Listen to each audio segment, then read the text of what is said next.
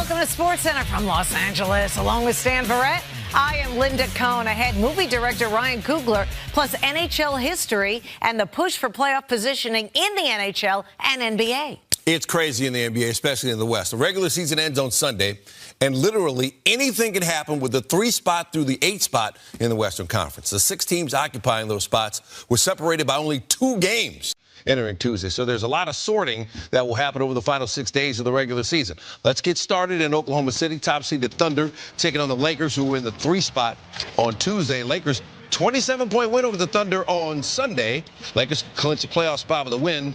Shai Gilgeous-Alexander, no. Jalen Williams there for the putback. He had 26. Thunder up by 3 in the first. Late first, Luka Doncic 3 for 7 from 3. Lakers within 1. Late second quarter, Thunder out to an 8-point lead. Isaiah Hartenstein with the denial. Dalton connect. Look at Hartenstein get up for the block. Thunder up 80-72 at the half. Let's go third quarter. LeBron James from out there. 28 points for James, 7 rebounds, 3 assists. Lakers within 4. Late third, Doncic from even deeper. Lakers 18 of 40 as a team from 3. They got a 2-point lead. 2 minutes left in the third. Thunder down 6. Gilgeous-Alexander showing his range. 5 of 9 from 3 for him. Thunder within 3. Fourth quarter, just under 8 to play. Lakers down 1.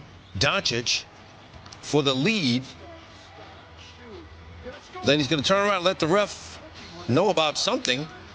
Got his second technical of the night, and he's ejected. He said he was talking to a fan. Oh, sure. Ref wasn't buying it. He chirps at somebody, and the plea would do no good. He would head to the locker room early, left with 23 points, 5 assists, 3 rebounds. Just over 7 to play. Thunder down 1. Gilgeous-Alexander to Alex Caruso. Thunder 18 of 37 from 3 as a team. 6 minutes to go. Thunder now up 2. Gilgeous-Alexander. Step back, and he knocked it down. 5-point lead. Just over 3 to play. They've extended to a 9-point lead. Now Gilgeous-Alexander doesn't think that's enough. He had 42 to go with 6 rebounds. Under 3 to play. Thunder up 12. Lou Dort knocks it loose from Austin Reeves. Cason Wallace bucket in the foul. He had 11 off the bench. Thunder win it. They're 2 games up on Cleveland for home court throughout the playoffs with 3 games left to play. Obviously, the game got a little crazy with the text and officiating and stuff like that. But we just stayed the course, found a way to get stops, and then that's when we're at our best. It was a great game that unfortunately didn't get to sort of finish out the way that I think every basketball fan would want because of some decision making on some individuals' parts. I mean, it was tough. I mean, we were right there. I think we fought the whole game. We were down 8 at halftime. We came back in the third quarter. We were fighting, man. So it was tough to see that with this kind of situation that happened. And that's on me too. So I can't let my team down like that. It was a weird couple minutes after that. Starting with the ejection. I don't know why the ref was taking it personal. He had already gave Luka 1, and Luka knew that. And Luka was going back and forth at that time with a fan that was sitting courtside, like Luka does when fans get to talk out of their mind, whatever the case may be. And Luka was going back and forth, and the ref took it upon himself to think it was, verse him, or whatever the case may be. But then another tee on Vando after a block shot, and the game was just weird as hell after that moment. But it ended in another double-digit win for OKC, 51st this season. That passes the 72 Lakers for the most double-digit wins in a season in NBA history. The next 4 teams on this list, including legendary teams like the Warriors in 2017 and Michael Jordan and the 96 Bulls, all won the NBA title. OKC can keep adding to their total of games left against the Suns, Jazz, and Pelicans. No disrespect. Yes, Luka and Bron are the best players on the Lakers, but Austin Reeves is the most important player. Peter, you agree with that? Hey, Perk. Hold on, before you start. That was a great picture y'all had up there, by the way. I didn't get to see it. Well, I saw it, Molly. It was a great okay. picture. The man bag could have been a little bit better. Wow. The man bag could have been a little bit better. Very handsome. What up? Don't hurt him, Perk. Tom Brown, yeah. Be nice to me. I might buy you one. How about that? Go. I'll take one too, Steven. Perk, a wise man, I don't remember who it was, but a wise man once said, stay off the weed. I think Perk may have found Mad Dog's special gummies, because it's a cute thing to say that Austin Reeves is the most important Los Angeles Laker. It's a cute thing to say, and it gets the people going, as they say. We're not having a championship conversation about the Los Angeles Lakers without Luka Doncic. He's been incredible. Reeves has stepped up in every moment in which they've needed him. He has become the third guy that they need, and on a given night could be the guy. But you can't tell me, Perk, that you truly think that his presence is more important to the Los Angeles Lakers than Luka Doncic. It's more important to them trying to make a championship run. Here's why. We know what LeBron James and Luka Doncic is going to bring to the table. LeBron James, both sides of the floor, one of the greatest to ever do it. Luka Doncic, one of the best offensive players in the league, but a liability defensively. How do you make up for the Lakers for as what they lack defensively? By adding more offensively. Austin Reeves' numbers this season are similar to Ja Morant. He's not a role player no more. And by the way, when he scores 20 or more points, the Lakers are 24-7. So what I'm explaining to you is that one guy outside of your duo that's going to get you over the hump. History tells us that.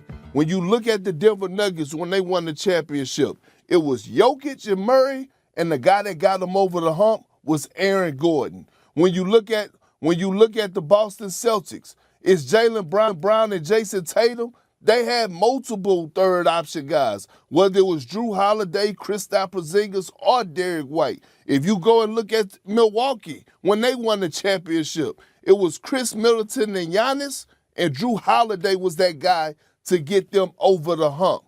Austin Reeves is the most important player on the Lakers team for us them getting to the championship. And then again, let me say this. Because the axe of LeBron James is going to be so high, meaning he's going to have to do so much. He's going to have to play the center at times. He's going to have to be a screen setter at times. You need another guy that's going to be able to be a creator, not only for himself, but for others. And we saw LeBron James have that trust in Austin Reeves 2 years ago when they were down in Memphis and he took over that fourth quarter. Austin Reeves plays well, the Lakers elevate to legit championship contenders. He's the third leading scorer on the team, Peter. He's averaging 22.7 points per game since like February 1st or what have you. Shooting about 45% from the field, 37% from three-point line. Biggest stat that I think we need to pay attention to, particularly as it pertains to his elevated level of activity, J.J. Redick calling his number, giving him the ball, LeBron and Luka willing to give him the ball a bit more, is the fact that he shoots 93% from the free throw line. That ain't Luka, and that ain't LeBron. So we got to pay attention to that nugget of information as well. And also, when we're talking about the players, we all know that you can have a dynamic duo, but there's always somebody else that needs to step up. There's an additional person that's required. I think that's what Perk is saying. Certainly, Luka and LeBron, you know what they're going to bring to the table. The expectation is what the expectation is. But you have to have that third wheel that's capable of offsetting, the lack of productivity from one of the two, if that so happens to occur. And that is Austin Reeves. He is showing us he can do that. He has the potential to pick up some slack. That's what we're seeing with his improved play 100%. And a focus that J.J. Redick and the coaching staff there has placed on him. I 100% agree with everything, but the fact of the matter is, everything that you and Perk both just said actually win the argument for me. They say that you guys are both saying accurately, he is the most important player on that team, not named Luka Doncic or LeBron James. But that was what Perk said. He said we know what LeBron and Luka's going to do. But you need something else in order to win. That's what he said. Listen, if the statement is he's the third piece, I don't think we have a major But he's a argument. third piece that's capable of being a second piece when one of the two ain't stepping up. Agreed. And he's been phenomenal and deserves credit. And Redick deserves credit, by the way, for recognizing that this was the time for Reeves. I just think I think they've helped develop him. I think Reed looks a lot better this year than he did last year.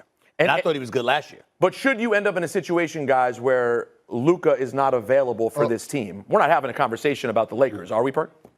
Peter, let me ask you a question. I would encourage you to go back and watch the Lakers game against the Indiana Pacers. The tip-in win for LeBron? Yep. Yeah, but look, go watch the first half. Luka came out hot, okay? Luka came out hot. But at the end of the first quarter, the Pacers were up. Luka went to the bench. LeBron James and Austin Reeves were on the floor with a few of the other role players. They went on an 18-0 run. LeBron James was struggling to score the damn basketball. Austin Reeves completely took over. This is what I'm trying to explain to you. It's a prime example of the Austin Reeves effect. Look, he takes the pressure off LeBron James. He's now that facilitator where Austin Reeves is not a liability defensively, and he's a contributor offensively to the fact that he has grown in the area to make guys around him better. Can we agree with putting it this way? If the Lakers are to succeed in the playoffs this year, it is only because they have Austin Reeves capable of doing what he does. He's that important to them being successful this year. That's what I said. Okay, let's go to break. Right, Let's go to break. It's semantics. It's semantics. Yeah, let's change the subject here. Earlier, you guys called him the most skilled big man. More surgery scheduled for Sixers star Joel